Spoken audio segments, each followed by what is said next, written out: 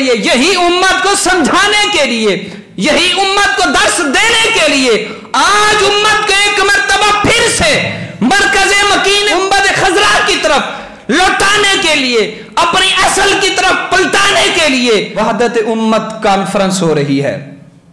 कल आपके करीब ही ये लखोडैर के अंदर रिंग रोड पे वहदत उम्मत कॉन्फ्रेंस, इसके अंदर यही बयान होगा कि उम्मत को इकट्ठा कैसे करना है, किस मरकज पे करना है, किस अंदाज में करना है, और करने वालों की शान क्या है और जमा होने वालों की अजमत क्या है। मेरे आका ने क्या बयान किया है, किस अंदाज में हमारे आका ने हमारे आज के इस दौर के लिए रहनुमाई की है, सब कुछ बयान होगा। कल नमाज मगरिब के बाद कॉन्फ्रेंस स्टार्ट होगी तो तमाम अहबाब को भी मेरी तरफ से दावत है, क्योंकि पूरी कोई नागा ना करे, आप सब ने शरीक होना है, ये मेरी तरफ से भी दावत है।